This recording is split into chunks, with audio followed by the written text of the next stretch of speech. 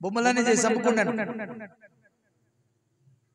దాని ఆ బొమ్మల జాగ్రత్త, అవి దేవుళ్ళరా, నన్ను జాగ్రత్త నాయనా అన్నాడంట కుమారుడు. సరే నాన్నగారు అన్నాడంట.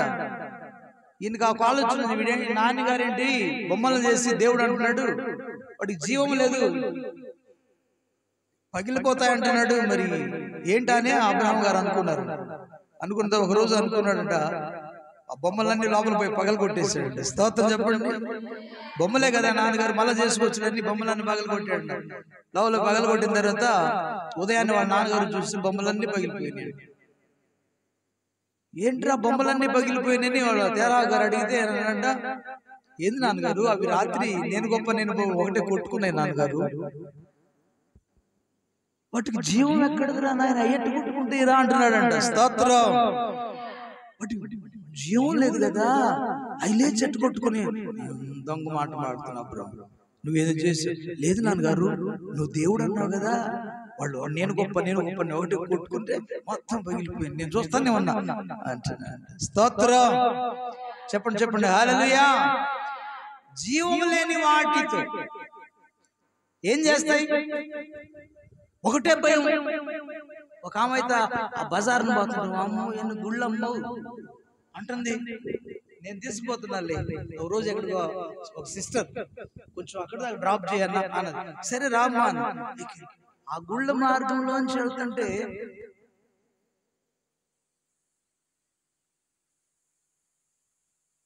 అన్ని గుళ్ళన్నా అంటాను.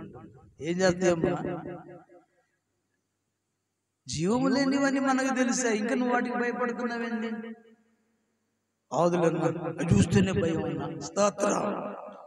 జీవం లేకపోతే ఏం చేస్తే నిన్ను జీవము కలిగిన వాడవు నువ్వు, వెలుగుతున్న దీపాన్ని నువ్వు, రక్షించబడిన వాడవు నువ్వు, దేవుని బిడ్డవు, దేవుని కుమార్తెగా మార్చబడ్డ నిన్ను చూస్తే శత్రువులు పారిపోవాలి, మరణం పారిపోవాలి.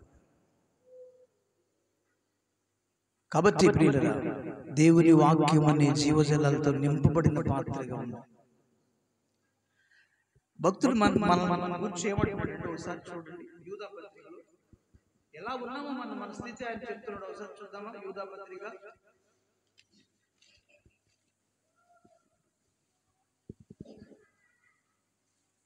12వ వచనం, 1వ అధ్యాయం ఉంటుంది. నిర్భయముగా మీతో సుభోజనము చేయొచ్చు, తమ్ము తామే నిర్భయముగా పోషించుకొనుచు మీ ప్రేమ విందులలో ఎలా ఉన్నారంట? నిర్భయంగా ఉన్నారంట. వీళ్ళు ఏం చేస్తున్నారంట? సుభోజనం చేస్తున్నారంట. ఏం భోజనం? సుభోజనం అంటే మంచి పలావులు, చికెన్లు, మటన్లు, సుభోజనం, మంచి భోజనం అంట. మంచి భోజనం చేస్తూ తమ్మును తామే నిర్భయముగా పోషించుకుంటూ, ఏంటంట? తమ్మును తామే నిర్భయముగా పోషించుకుంటున్నారంట. పోషణ కోసమే కదా, మీ జానుడి పట్టు కోసమే కదా మన ప్రయత్నాలన్నీ. దేవుని భయం లేదు కదా. ఉదయం లేవగా ప్రార్థన చేసుకున్నావా? మంచం మీద నుంచి నేను బ్రతికించిన దేవునికి నిద్రలోంచి పోయిన వాళ్ళు ఎంతమంది ఉంటారు? నీకు జీవాన్ని ఇచ్చి మరలా ఉదయకాలం లేవగానే నువ్వు ప్రార్థన చేసావా? దేవుని స్తుతించావా? దేవుని భయం ఉంటే కదా. ప్రార్థించాలి, వాక్య ధ్యానం చేసుకోవాలి, ఆ తర్వాత పనులు చేసుకోవాలి.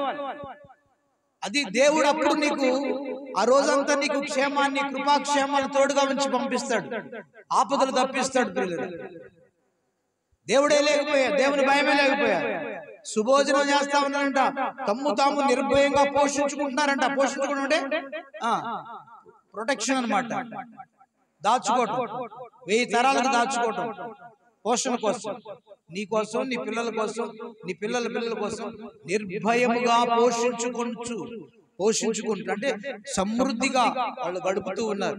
సుభోజనం చేస్తా ఉన్నారు, మంచి భోజనాలు చేస్తా ఉన్నారు, చక్కగా పోషణ కోసం అన్ని సిద్ధపరచుకున్నారు, భోజనం చేస్తూ ఉన్నారు. ఆ తర్వాత మీ ప్రేమ విందులలో దొంగ మెట్టలుగా ఉన్నారంట. ఎలా ఉన్నాం మనం? ప్రేమ విందులలో దొంగ మెట్టలుగా ఉన్నారంట. ఆ తర్వాత వీరు గాలి చేత ఎలా ఉన్నారు చూడండి. గాలి చేత ఇటు అటు కొట్టుకొని పోవచ్చు. అది ఒక్క నిమిషం ఆగండి, ఒక్క నిమిషం ఆగండి. గాలికి ఇటు అటు కొట్టుకొని పోవటం. మేఘాలలో నీరుందనుకోండి, దేవుడు ప్రొమ్మన్న వైపుకి వెళ్తాయి మేఘాలు. మేఘాలలో నీరు లేదనుకోండి, గాలి ఎటు వీస్తే అటు మేఘాలు వెళ్ళిపోతూ ఉంటాయి. మనిషి జీవితంలో కూడా అంతే. నీలో దేవుడు, దేవుని వాక్యము, దేవుని భయము, దేవుని యందు విశ్వాసం, భయభక్తులు ఇవన్నీ ఉంటే ఇటుబడి తట్టు కొట్టబడవు, ఇటుబడి తట్టు వెళ్ళిపోవు. ఒక గాలి ఇచ్చినప్పుడు వెళ్ళిపోయినట్టుగా అటు ఇటు వెళ్ళవంట. మనమంట ఎలా వెళుతున్నాము, ఎలాగ వెళుతున్నాము ఒకసారి చూద్దామా? ఎలా ఉన్నారు? గాలికి అటు ఇటు కొట్టబడు నిర్జల మేఘముల వలె ఉన్నామంట. ఎలా ఉన్నామా? నీరు లేని మేఘంలాగా ఉన్నామంట మనం. అంటే నీ ఇష్టం, నీ మనసు చెప్పినట్టు వెళ్ళిపోతావు. సినిమాకి వెళ్ళాలంటే సినిమాలకు వెళ్తావు, ఇంకోటి చేయాలంటే ఇంకోటి చేస్తావు. నీ మనసు ఏది చెబితే అది వెళ్ళిపోతావు. ఎప్పుడంటే నీలో దేవుడు లేనప్పుడు. దేవునికి స్తోత్రం. దేవుని భయం లేనప్పుడు, దేవుని వాక్యం లేనప్పుడు. దేవుని వాక్యం నీలో ఉందనుకోండి, దేవుని భయం నీలో ఉందనుకోండి, నీతో ముచ్చటిస్తా ఉంటుంది. ఇలా వెళ్ళి ఇలా చెయ్యి అని చెప్తా ఉంటాడు. దేవునికి స్తోత్రం. ఇది సరి అయినది కాదు. వద్దు సీరియల్స్, వద్దు సెల్లులు, వద్దు వద్దు వద్దు పాపం, వద్దు లోకం. దేవుడే వద్దని చెప్తా ఉంటాడు దేవుని వాక్యం. కాబట్టి నిర్జల మేఘాలు అంట.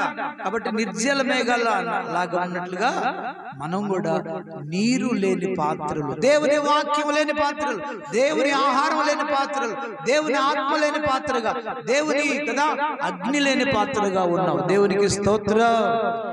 ఎవరి నీకు ప్రయోజనం లేదు, మరి ఒకరికి ప్రయోజనకారిగా నువ్వు ఉండలేవు. కాబట్టి నిర్జల మేఘాలు ప్రయోజనం లేదు. నిండైన మేఘాలు జలముతో ఉన్నప్పుడు అవి వర్షిస్తాయి కదా కదా. మేఘం జలముతో ఉన్నప్పుడు ఆయన కొమ్మన చోటుకి వెళ్ళి ఆ ప్రాంతంలో వర్షాన్ని కురిపిస్తాయి. ఆ వర్షించినందువలన భూమి ఫలిస్తుంది. భూమి ఫలించినందువలన మనం బ్రతుకుతాం. మనల్ని పోషిస్తాడు దేవుడు. దేవునికి మహిమ కలుగును గాక. అయితే మనం ఇంకా నిర్జల మేఘాల్లాగా ఉండి ఎలా ఉన్నారు? అటు ఇటు కొట్టబడుతున్నాడు గాలికి. ఒక్కసారి చూద్దామా? ఆగ ఒక్క నిమిషం ఆగ. అక్కడ అలా పట్టుకోమా. ఇంకొక వచ్చిన నీకు చూపిస్తాను ఒకసారి.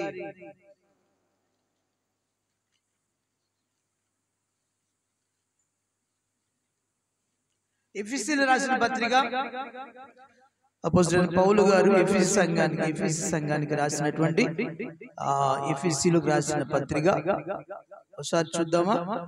తీసారా? 14 వచ్చిన